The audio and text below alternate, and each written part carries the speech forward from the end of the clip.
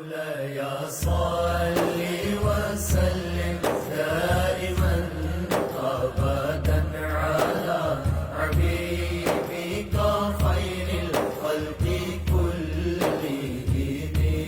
اللہ الرحمن الرحیم نحمدہ ونصلی ونسلم علی رسولہ الکریم۔ گفتگو چل رہی ہے تعظیم مصطفیٰ، محبت مصطفیٰ کی۔ اس حوالے سے ابھی ایک اور آیت کریمہ میرے ذہن میں آ رہی ہے، یا ایھا الذین آمنوا لا ترفعوا اصواتکم فوق صوت النبی ولا تجہروا لہ بالقول کجہر بعضکم لبعض ان تحبط اعمالکم وانتم لا تشعرون۔ اس آیت کریمہ میں بتایا گیا ہے کہ نبی کی آواز پر اپنی آواز کو اونچی نہ کرو۔ شان نزول اس آیت کریمہ کی یہ ہے کہ دربار مصطفیٰ میں حاضر باش ہونے والے خوش نصیب صحابہ کرام میں ایک صحابی تھے، حضرت ثابت بن قیس بن شماس۔ یہ وہ صحابی ہیں جو ذرا اونچی آواز میں بولا کرتے تھے، ان کی عادت تھی اونچی آواز میں وہ بولا کرتے تھے۔ تو سرکار نے تو منع نہیں فرمایا تھا، ابھی آقا علیہ السلام نے تو اس کو کبھی منع نہیں فرمایا، کراہت کا اظہار بھی نہیں فرمایا آپ نے۔ آپ جانتے تھے کہ ان کو ثقل سماعت کا عرضہ ہے، تو آپ نے منع نہیں کیا اور کبھی روکا بھی نہیں، اظہار ناراضگی بھی آپ نے نہیں کیا کبھی۔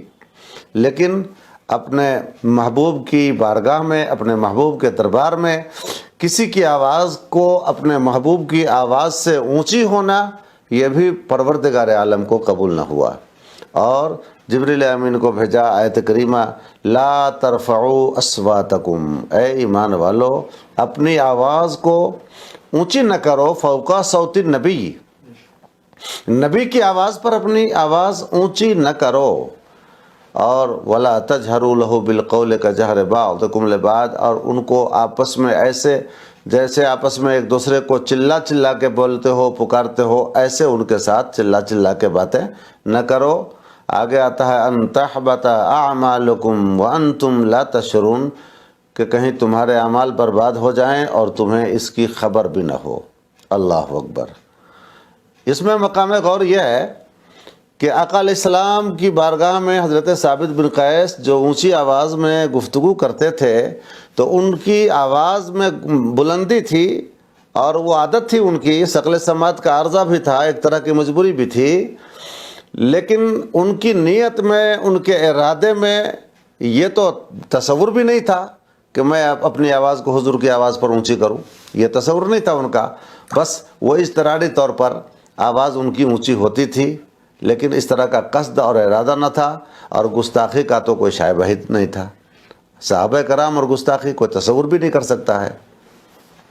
لیکن بغیر ارادے کی اونچی ہونے والی آواز اور بغیر گستاخی کی آواز میں بھی پروردگار عالم نے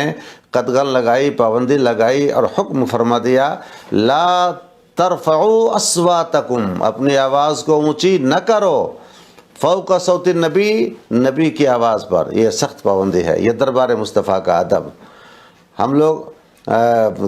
دربار مصطفیٰ کا ادب کیا بتائیں؟ رب تعالیٰ نے اپنے محبوب کے دربار کا ادب بتایا ہے، ان کی آواز پر اپنی آواز کو اونچی نہ کرو۔ اور سب سے بڑی بات جو اس آیت کریمہ میں غور کرنے کی ہے وہ یہ ہے کہ ان تحبط اعمالکم، تمہارے اعمال برباد ہو جائیں گے۔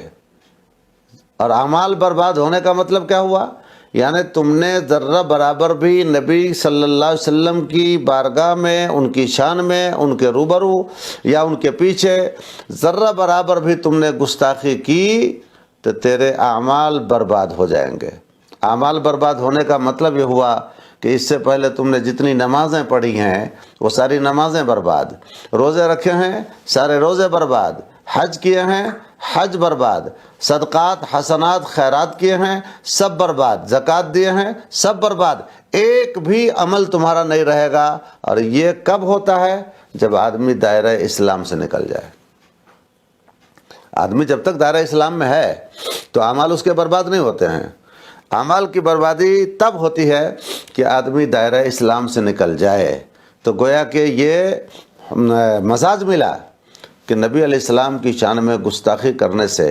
آدمی ایمان سے خارج ہو جاتا ہے۔ وہ لاکھ توحید کا اقرار کرتا رہے، نمازیں پڑھتا رہے، روزے رکھتا رہے، حج، زکوٰۃ، صدقات، خیرات، دیگر اعمال صالحہ بجا لاتا رہے، لیکن جب تک اس کے دل میں عظمت مصطفیٰ کا چراغ روشن نہ رہے گا اور تعظیم مصطفیٰ کی شمع اس کے دل میں جب تک جلتی نہ رہے گی، فروزہ نہ رہے گی، تب تک اس کا ایمان بھی قبول نہیں ہو سکتا ہے، بلکہ ایمان والا ہے پہلے سے تو اب وہ بے ایمان ہو جائے گا۔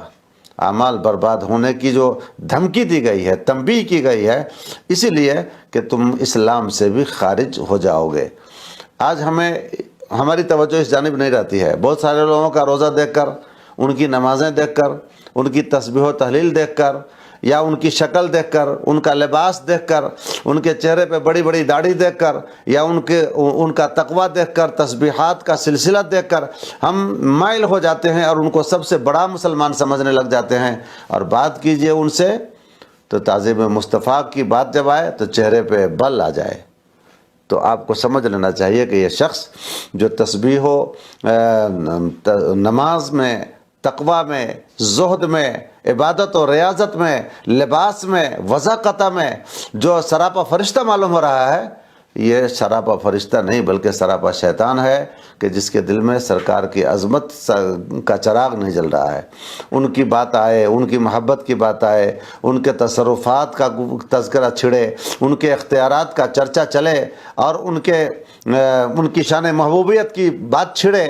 تو اس کے چہرے پر بل آ جائے، پیشانی پہ بل آ جائے، چہرہ اس کا مرجھا جائے، تو سمجھ لینا چاہیے کہ یہ شخص جو نماز کی آڑ میں لوگوں کو بہکاتا ہے، روزے کی آڑ میں لوگوں کو بہکاتا ہے، دراصل خود ہی صاحب ایمان نہیں ہے۔ قرآن پاک نے متعدد مقامات پر مختلف انداز میں اپنے پیغمبر صلی اللہ تعالی وسلم کی عظمت شان کو بیان فرمایا ہے اور ان کی محبت کو جان ایمان قرار دیا ہے، تعظیم رسول کو جان ایمان قرار دیا ہے۔ رسول کی بات تو چھوڑ دیجئے،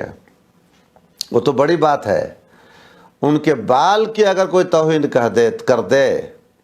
ان کے بال شریف کی اگر کوئی توہین کر دے تو وہ دائرہ اسلام سے نکل جائے گا۔ اس لیے ہم اہل سنت و جماعت کا ایک مرکزی اور بنیادی اساسی عقیدہ یہ بنتا ہے کہ کوئی بھی عبادت بعد میں دیکھی جائے گی، پہلے یہ دیکھا جائے گا کہ یہ اس کے دل میں عظمت مصطفیٰ ہے کہ نہیں، تعظیم رسول کا چراغ جلتا ہے کہ نہیں، اور اس کی زندگی سے محبت مصطفیٰ کے سوتے پھوٹتے ہیں کہ نہیں، اس کی گفتگو میں سرکار کی عظمت کا چراغ نظر آتا ہے یا نہیں۔ یعنی ہر طرح سے ہمیں اس بات کو پرکھنے کی اشد ضرورت ہے کہ اس کے دل میں سرکار کی عظمت ہے کہ نہیں، محبت رسول اس کے دل میں ہے کہ نہیں، تب جا کر کے ہم سمجھیں گے کہ واقعی میں یہ مومن کامل ہے۔ اعمال اگر کھوٹے ہیں تو اس کی سزا پائے گا، لیکن سرکار کی عظمت جس کے دل میں ہوگی انشاءاللہ وہ جنت میں جائے گا اور وہی صاحب ایمان ہو سکتا ہے۔